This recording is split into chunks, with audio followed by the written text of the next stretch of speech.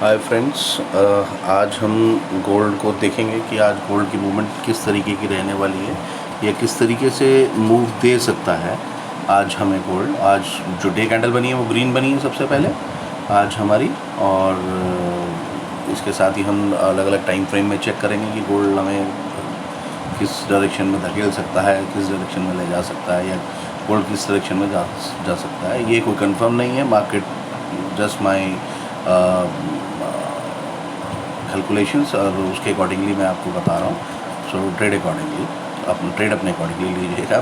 मेरा बस सजेस्ट बताने का है कि किस तरीके से जा सकता है। This is for educational purpose only. ये हम विक देख रहे हैं। पहले ये जो रेड कैंडल है, रेड कैंडल की जो विक है, यहाँ से करेक्शन रिजेक्शन लेके ऊपर गया था। उसके बाद हमने गोल्ड को अपसाइड देखा था, और न्यूज़ टाइम में NFP आने के बाद हमारा जो गोल्ड था वो डाउन साइड हमने देखा था। और उसे डाउन साइड नहीं बोलेंगे एक्चुअली, वो थोड़ा सा बस करेक्शन कह सकते हैं, क्योंकि ओवरऑल जो गोल्ड है वो बुलिश ट्रेंड में है। तो अभी फ़िलहाल के लिए थोड़ा बहुत नीचे आ सकता है, जो मैं कह सकता हूँ या समझ सकता हूँ। 30 मिनट के अकॉर्डिंगली देख रहे हैं तो थोड़ा बहुत ऊपर गया है। एक इसने इनगल्फ बना तो ऊपर गया है, अपने एरिया पर है इस टाइम। ये अगर एरिया की बात करें तो ये जो विक से लिया है, यहाँ से ये एरिया जब तक ये क्रॉस नहीं करेगा हम इसमें कंफर्म बाय नहीं देख सकते। बाय स्कैल्पिंग के लिए तो आप कर सकते हैं, देखेंगे एरिया से बार बार रिजेक्शन ले रहा है, रिजेक्शन लेके नीचे आ रहा है, ऊपर जा रहा है, नीचे आ रहा है, ऊपर जा रहा है। सो मार्केट ऐसे ही मूव करता है, और यहाँ से ये धीरे धीरे पॉसिबिलिटी है कि ऊपर भी जा सकता है। बट एट द मोमेंट कल के न्यूज़ के अकॉर्डिंगली मैं ये देख रहा हूँ कि ये थोड़ा सा करेक्शन ऊपर अपसाइड करेगा, उसके बाद लिक्विडिटी लेके नीचे आ सकता है। और ऐसे ही हम इसका 4 आवर का देखें। 4 आवर में भी हमें वहीं से रिजेक्शन आ रही है फ़िलहाल के लिए।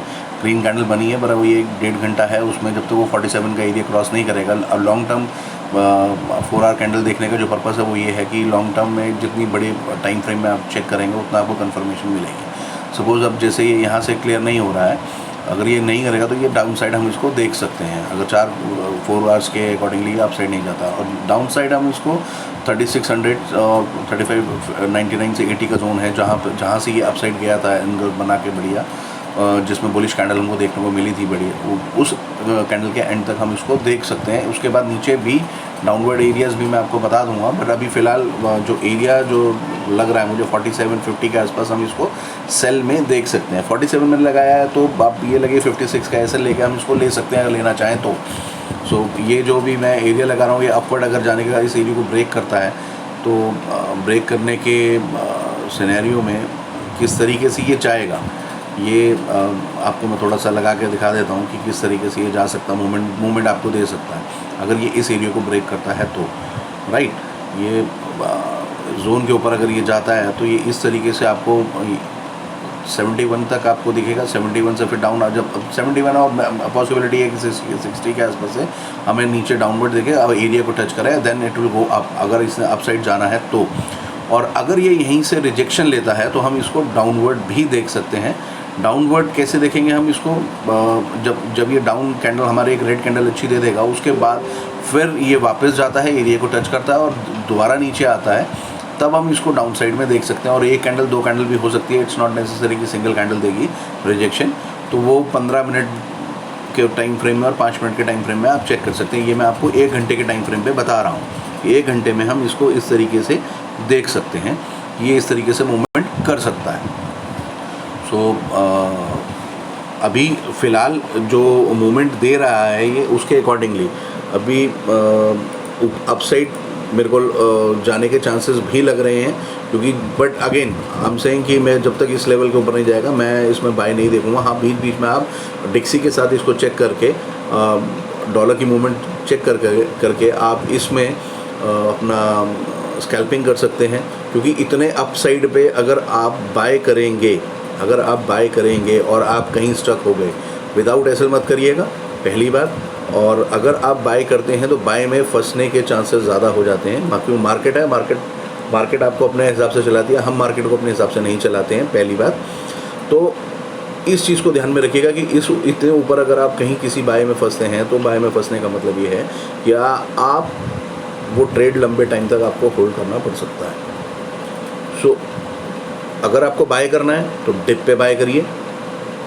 जो एरिया मैं लगा रहा हूँ भी 3550 के आसपास या 3480 तक आता है, then we think about buy. और या फिर उसके नीचे 3360 का एरिया है जहाँ पर हम बाय के लिए सोच सकते हैं, क्योंकि जहाँ ये एरिया वो है जहाँ से मार्केट ने एक बुलिश कैंडल बना के अपसाइड का थ्रस्ट दिया था और ये अपसाइड निकल गई थी market. So what I am saying कि ऊपर से बाय का रिस्क ना लेके स्कैल्पिंग करिए, आप प्रॉफिट लिए निकलिए, बट लॉन्ग टर्म ट्रेड ऊपर से नहीं लिया जाएगा। बेशक मार्केट 4000 चली जाए, बट अगर आप इतना ऊपर से लेंगे और डाउन साइड आने का चांसेस ज़्यादा रहेगा तो उसमें हमारे फंसने के चांसेस, हमारा कैपिटल जाने के चांसेस ज़्यादा बढ़ जाएंगे। तो इट्स बेटर कि इतना ऊपर बाय ऑप्शन ना लेके बाय आप लीजिए, प्रॉफिट लीजिए, निकलिए, प्रॉफिट लीजिए, निकलिए। मैं ज़्यादा होल्ड करने के लिए नहीं बोलूँगा। और जस्ट फॉर एजुकेशन पर्पस ये चीज़ें आपको बताई जा रही हैं, इसमें कोई आपको ट्रेड नहीं दिया जा रहा। ये सिंपल सा एक आपको जोन बताया कि इस एरिया से अपसाइड भी हम देख सकते हैं और डाउन साइड भी देख सकते हैं।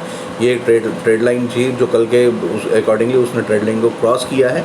बट अगेन मैं जोन टू जोन की बात करूँगा। जोन के हिसाब से मेरे हिसाब से ये जाएगा ऊपर 50 तक जा सकता है, क्योंकि 47 का एरिया मैंने लगाया। तो अगर मूवमेंट आती है, वॉलेटिलिटी है, इतना हाई चल रहा है ऑलरेडी गोल्ड का मामला, तो पॉसिबिलिटी है कि ऊपर और निकल सकता है, 55 तक भी जा सकता है और वहाँ से हम इसको दोबारा अगेन डाउन साइड में देख सकते हैं। और आज वैसे भी न्यूज़ है, कोर PPI है I think, if I am not wrong, let me check. आज यस कोर PPI की न्यूज़ है। तो ट्रेड सेफ, आप इसको जितना सेफ साइड लेके चलेंगे उतना आपके लिए अच्छा रहेगा।